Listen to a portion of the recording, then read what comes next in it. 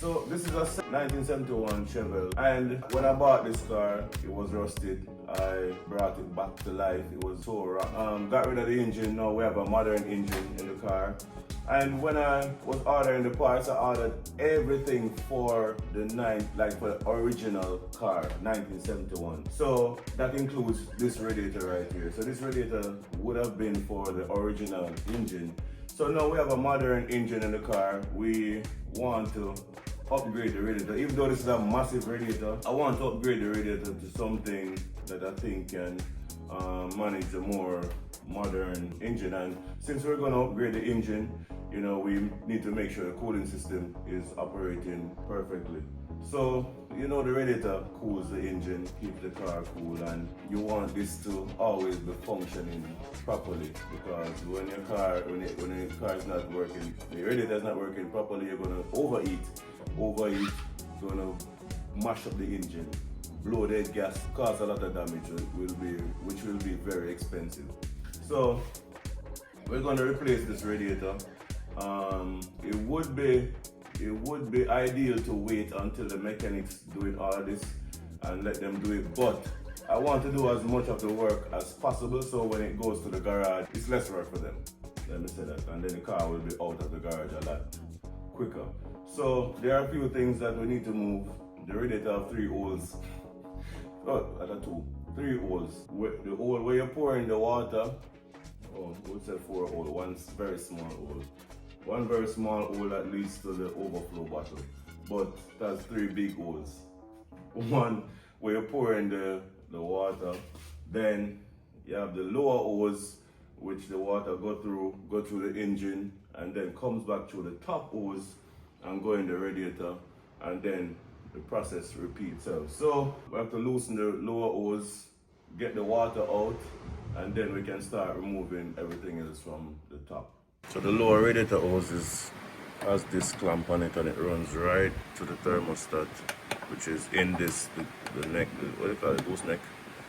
And yeah, so just have to loosen this and let the water run out. But let's get a bucket under this to catch the water.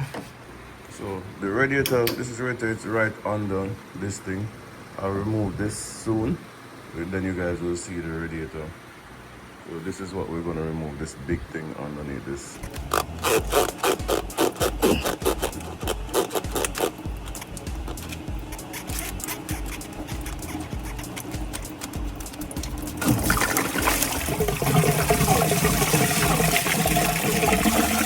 Oi!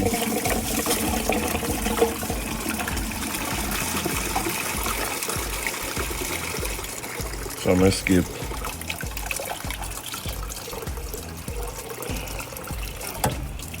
Get this screw from under here.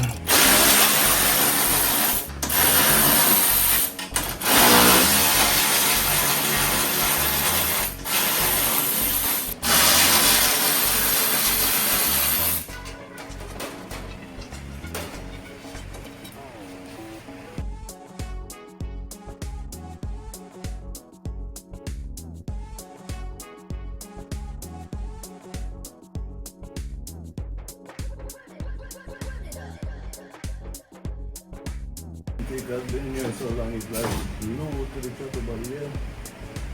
Like it, man, it's crazy. Like this, guys. This have to go dash one.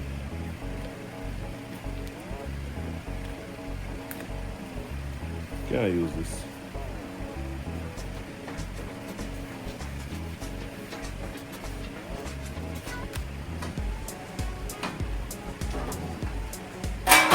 Uh-oh.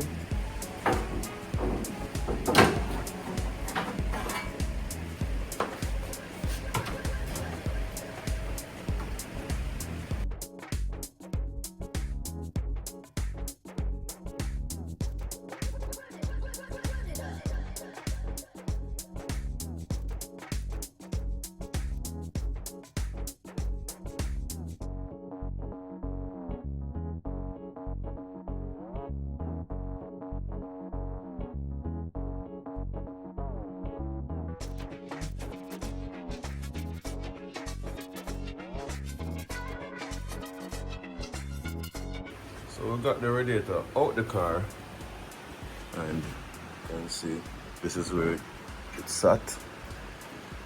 They're supposed to be in this hole. So I guess it has different holes where it can go, or maybe use like maybe more than one on each side. Let's get this back in that hole if we can. We might put some spray down here, wash this off, put some spray paint down here so it don't get rusty. What's this screw? We need to take the fan off this. I don't know if I'm going to use but this aluminum thing on it.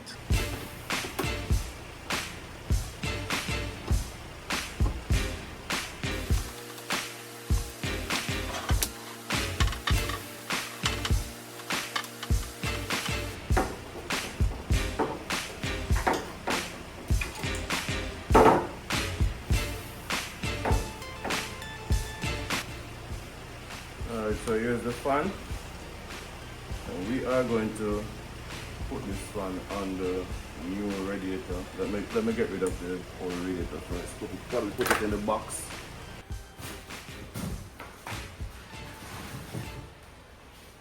So here we have our brand new radiator.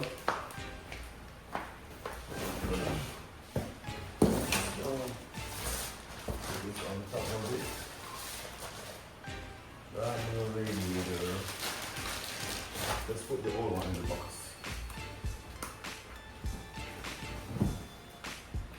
Old new one. So that's secured.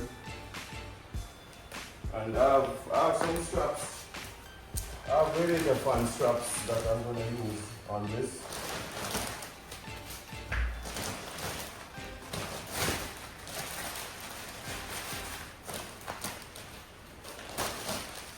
You know what would have been cool? Because the radiator is so big, we probably could put two fans on it. One right there and another smaller fan right here to cover this area. But we would have to buy that fan. Maybe like a 8-inch fan. Or maybe I have one here.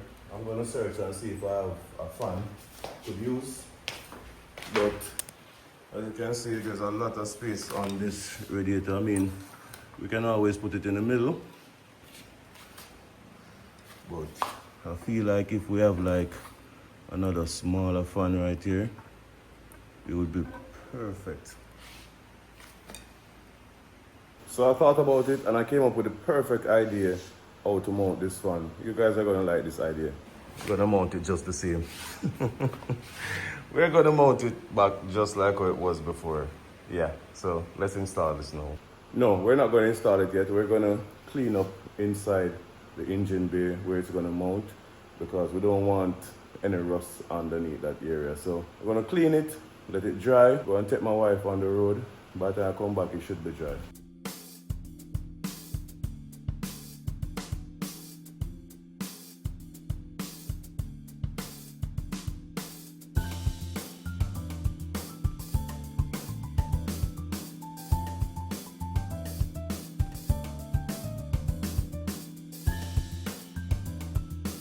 Alright guys, got it all painted. Give it some time to dry and then we put in the new radiator. So while that is drying, I've been working on a GTR from the other day, but it's not the GTR that you guys think. It's my son actually bought a Lego GTR and a Lego, which is a GTR, and we had to put it together. It took me almost 3 days to put this thing together. So this is the little thing that took me 3 days, but it's pretty cool though. After I put it together, a lot of pieces. The trunk opens, the wing move. Oh, alright, this one doesn't move because I had to glue it together because the boys keep pulling it apart. The bonnet open, and what is pretty cool, guys, look at the engine. When it drives, pistons move. And it's crazy because even this, the crank, you have to line it up a certain way or else the engine won't move properly. But it's pretty cool, you know what I mean? The doors open. the mirror move, but it's a Lego, so they have to be very gentle. I have to hide it from them most of all because I have to limit their time with it. So it's a it's the Need for Speed GTR Fast and Furious. It won't Need for Speed Fast and Furious GTR nitrous buckle inside. But it took me a long time, guys, to put this together, and it's something. It's pretty fun to do. You know what I mean? Like, you know, when you need something to occupy your time, and this is actually how you control the steering. The steering wheel is in there, but you turn this. You see the steering turning as well on the wheels. So they can push it and use this and turn it. Vroom, vroom, vroom, vroom, vroom, vroom, vroom.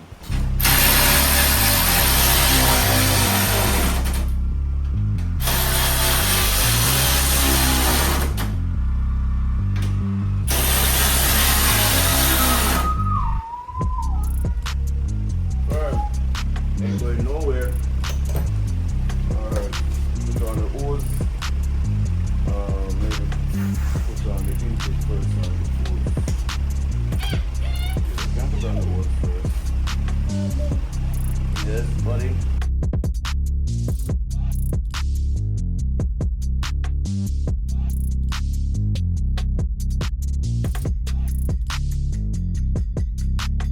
Alright guys, so I think we have everything all connected back. So now it's just to add some coolant.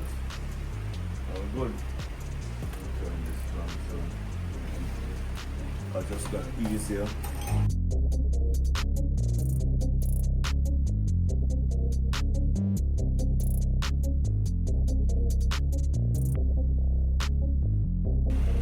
Alright guys, so we're gonna start it and then add some more coolant.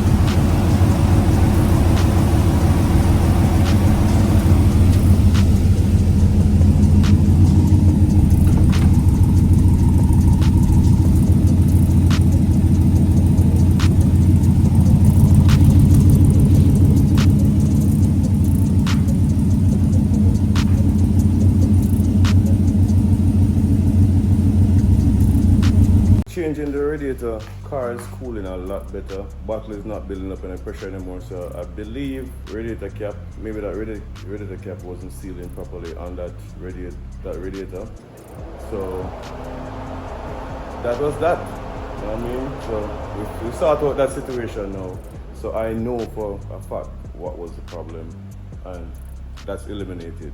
So moving forward, we don't know what next. We just have to wait until the cars get sorted out. But in the meantime, if something else comes up, I'll keep working on it. I'll keep changing stuff until I can, move on to the other project.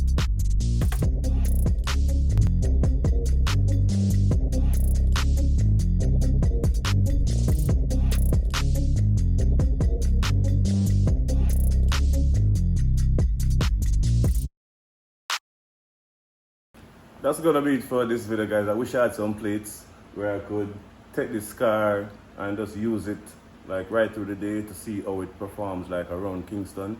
I know it will do like a long trip, but like driving around town, that's when you have overheating problem and all that stuff. So I would love to drive it around town like an entire day, see how the AC operate right through the day, see how everything works. We need to do that test. So I'm gonna work on getting some plates for it, and maybe run some errands with it right through the day. But like and subscribe. See you guys in the next video.